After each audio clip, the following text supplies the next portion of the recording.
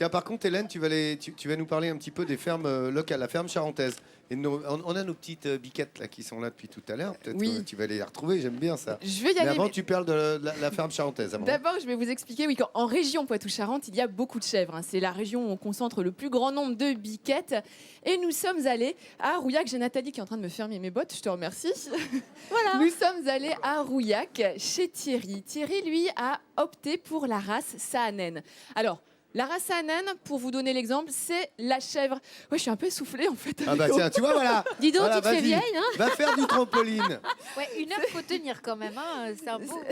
La Saanen, c'est la chèvre de Monsieur Seguin. C'est Blanquette en fait. Ah oui. Et en ce moment, et février, eh bien, c'est le début du baby-boom. Il y a des naissances. Et lorsqu'Alexandra Perramon est allée mettre sa caméra dans l'élevage de Thierry, eh bien, elle a assisté à une mise bas et vous allez aussi y assister.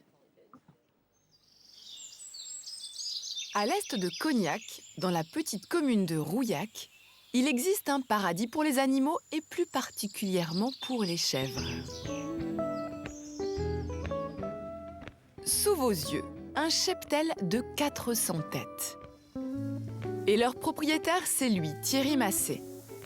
Il s'agit de chèvres Saanen, une race à la robe toute blanche, originaire de Suisse, mais qui s'est très bien implantée en France. En tout, il y en a 350 000 présentes sur le territoire. C'est des chèvres qui sont bonnes laitières, qui ont un bon appétit, comme on peut voir. Voilà, et puis une chèvre sympa.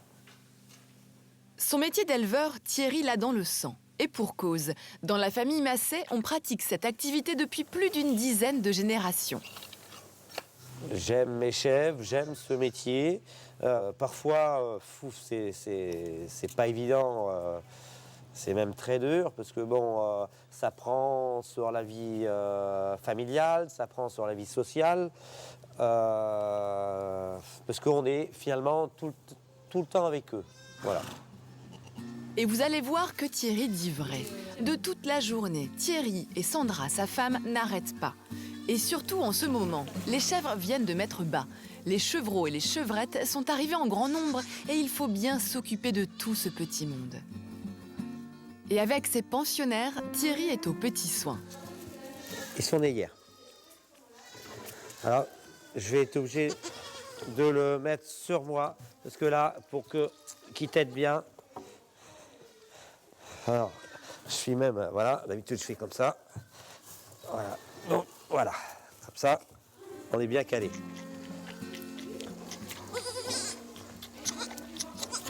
Ici, c'est une véritable nurserie. Les premiers jours, les chevreaux sont nourris au biberon. Puis c'est open bar en quelque sorte. Mais pour arriver à ce résultat, il a fallu que Sandra les habitue elle-même. Bon là ça paraît simple, hein. Mais quand ils sont tout petits, il faut les habituer. Et puis on fait un peu comme la mère. On se met comme ça, à genoux, derrière eux, on les cale. Voilà, faut pas qu'ils... Parce qu'ils n'aiment pas qu'on les prenne par la tête, là, par le cou, là. Et pendant que Sandra finit de donner à manger aux petits, Thierry, lui, va au collège. Mais pas pour donner des cours, pour nourrir les chèvres et tous les autres animaux de la ferme. Alors là, je suis en train de prendre le pain du collège de Rouillac. Donc là, c'est le pain, le reste des enfants de la semaine. Rien ne se perd, tout se transforme. Et ce ne sont pas les poules de Thierry qui vous diront le contraire. Moi, ça me permet de nourrir toute ma basse-cour. Les volailles, les cochons, mes ânes, voilà, pour toute la semaine. Et donc, ils ont une nourriture beaucoup plus saine et mes animaux sont en meilleure santé. Thierry n'a vraiment de cesse d'améliorer la qualité de vie de ses animaux. Il veut qu'ils soient en pleine santé et surtout heureux. Mais à peine le temps de finir de nourrir la basse-cour qu'une urgence arrive. Une des chèvres du troupeau est en train de mettre bas. Alors, je vais la coucher. Là. Hop. Donc là, ça se passe bien, on voit le bout du nez, à travers la poche. Voilà. Là. Donc là, ça se passe bien. Donc là, hop là. Hop là. Donc c'est un petit garçon. Tout s'est bien passé. Cette chèvre va d'ailleurs donner naissance dans la foulée à 2 autres bébés. Et maintenant, elle doit les nettoyer. Donc elle les nettoie pour plusieurs choses. Déjà pour les nettoyer, hein, leur dégager le nez pour qu'ils puissent bien respirer. Pour prendre l'odeur du chevreau, parce que quand j'ai plusieurs chèvres qui émettent bas, pour y avoir par exemple 20 chevreaux, on va reconnaître le sien au bruit, hein, mais aussi à l'odeur. La période des mises bas reste toujours un moment stressant pour Thierry, mais aussi une grande fierté. Moi, je dirais qu'il n'y a pas forcément d'autres animaux aussi proches de l'homme que les chèvres, hein. C'est très très affectueux. Et au moment de changer la paille, elles le lui rendent bien. Alors ça, c'est un moment qu'ils aiment bien, ça. Et là, j'ai plein d'admirateurs. Des moments de complicité chers à notre éleveur qui font oublier les difficultés du métier au quotidien. Géniale image, Hélène. Hein. Elles sont belles, hein. Et C'est magnifique on l'image. voit l'amour de Thierry pour ses animaux. Hein. C'est ça qui fait du bien, c'est de voir des éleveurs qui aiment leurs bêtes comme ça. Alors regardez, là j'ai plein de petits chevreaux qui ont 3 semaines.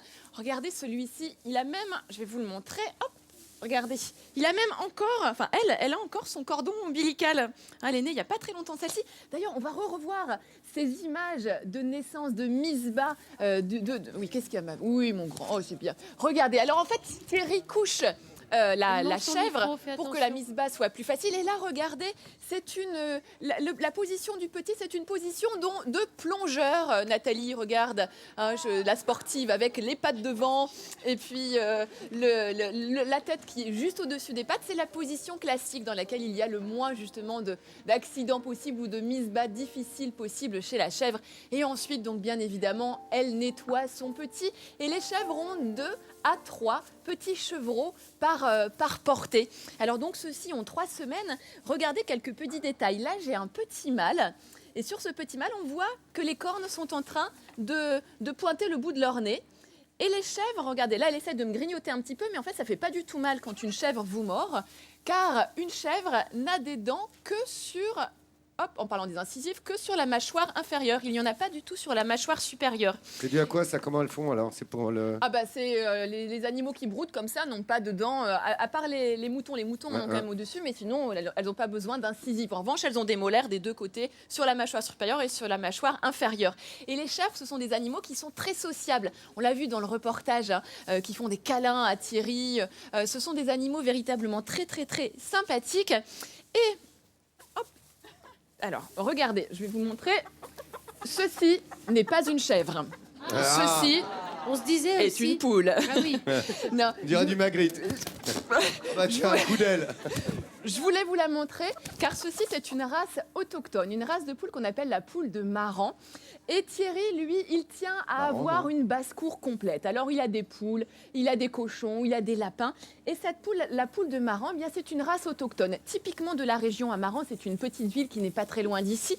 Cette race, au départ, elle a été importée par les pêcheurs qui arrivaient sur les ports de l'Atlantique. On dit que c'est un peu une poule terre et mer. Et alors, c'est la poule préférée de tous les particuliers qui ont une race de poule comme celle-ci, en race pure chez eux. Car elle a des œufs d'une couleur extraordinaire. On dit qu'elle a des œufs extra roux, n'est-ce pas, Vincent? Je crois que c'est des œufs Absolument, oui. Ça vire jusqu'au terracotta foncé. Ah oui. Et je crois savoir que le général de Gaulle s'en faisait porter fréquemment à l'Élysée du temps de sa présidence. Il aimait les œufs de Maran. Ouais, alors tu sais, notre rédacteur en chef me disait que Maran, c'était les portes de la Venise verte. Eh bien, voilà. Moi, Voilà j'aurais une appris quelque chose information, une aussi. précision J'ai d'orfèvre. envie de te dire, ouais. Ouais. Voilà, moi aussi, je dis ouais. Tu te verras avec lui après. Et alors, écoutez, moi, je voulais remettre un talent Midi en France à Arrête, Thierry, maintenant. car Thierry, c'est aussi une ferme pédagogique. Il accueille des enfants, il accueille des scolaires, il accueille des enfants aussi handicapés. Il fait découvrir la ferme telle qu'on a toujours envie de la voir aujourd'hui. Donc Thierry, bravo pour ce que vous faites et pour votre élevage et pour votre amour des animaux. Bravo Thierry, félicitations. Voilà, on va les garder. On a nos biquettes avec nous tout début de l'émission. C'est vrai que c'est très très agréable.